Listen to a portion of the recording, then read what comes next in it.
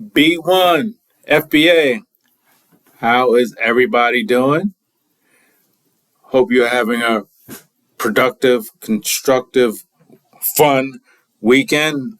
Hope everyone had a productive work week. Welcome to the Jomo Speaks podcast. Come on in. Today, we are celebrating Juneteenth.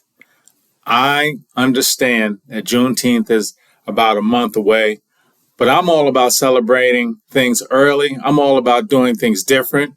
Over here at Jomo Speaks, I'm all about celebrating FBA culture whenever and wherever I can.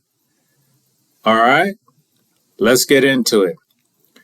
Juneteenth commemorates General Order Number 3, which was issued by Major General Gordon Granger, who arrived in Galveston, Texas on June 19th, 1865. The issuing of this order and the arrival of federal troops in Galveston effectively ended the Civil War and emancipated those confined to a life of slavery. Specifically, Granger made the following declaration in General Order Number 3. The people of Texas are informed that, in accordance with a proclamation from the Executive of the United States, all slaves are free. This involves an absolute equality of personal rights and rights of property between former masters of slaves, and the connection hereto existing between them becomes that between employer and hired labor. On January 1st, 1863, President Abraham Lincoln's Emancipation Proclamation declared that all persons held as slaves with the rebellious states are all henceforth shall be free. Because the Southern Confederacy viewed themselves as an independent nation, the Emancipation Proclamation did not immediately free all of the enslaved population because the rebel governments would not enforce Lincoln's proclamation. Texas became a stronghold of Confederate influence in the latter years of the Civil War as the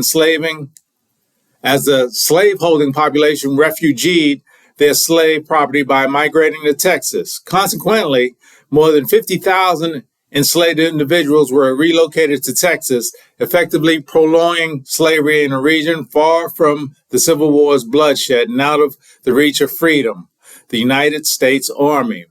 Only after the Union Army forced the surrender of the Confederate General Edmund Kirby Smith at Galveston on June 2nd, 1865, would the emancipation of slaves in Texas be addressed and freedom granted.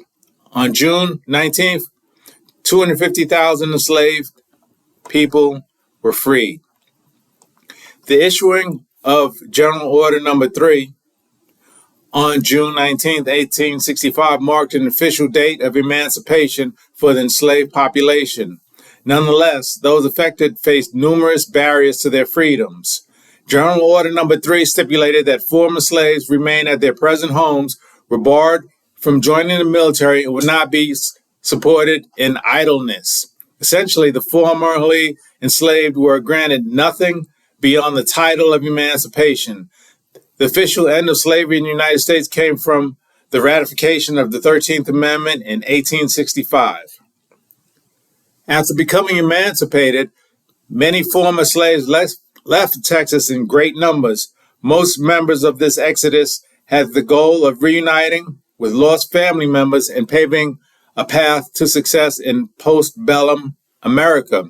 This widespread migration of former slaves after June 19th became known as the scatter. On June 17th, 2021, President Biden signed the Juneteenth National Independence Day Act, which officially made Juneteenth a federal holiday. This holiday is the first holiday to be approved since President Ronald Reagan signed a 1983 bill that approved Martin Luther King Jr. Day a federal holiday. Juneteenth is also recognized as Freedom Day, Jubilee Day, Cell Liberation Day, Second Independence Day, and Emancipation Day. Juneteenth celebrations often include public readings of the Emancipation Proclamation, singing traditional songs, and reading of works by noted African American writers.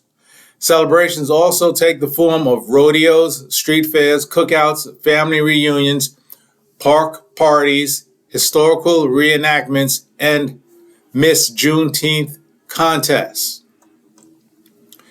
All right, family, that is essentially the definition of Juneteenth.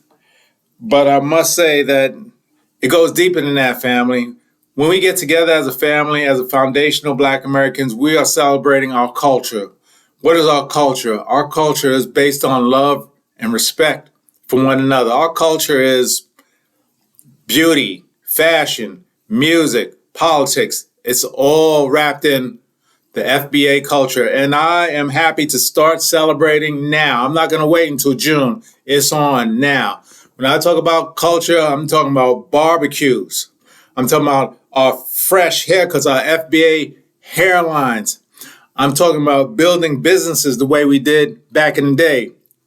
Tulsa, Oklahoma, the Black Wall Street. That is our culture. Protecting one another, loving one another. And I must say, 2024, we're getting back to that. Protecting one another and loving one another. Happy Juneteenth, FBA. Happy Juneteenth to everybody. This is just the beginning. This is just the beginning of celebrating Juneteenth. I'm coming out the gate early on this one. Once again, please like, share, and subscribe to the channel.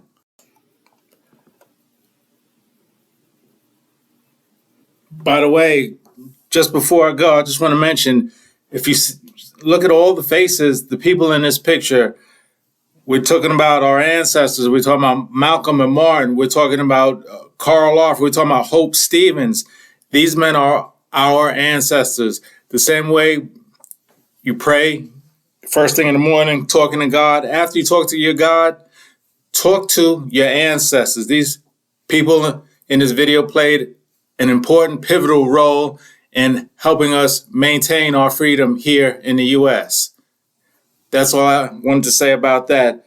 But once again, thank you for your time. Thank you for listening. And I love you guys. I'm out.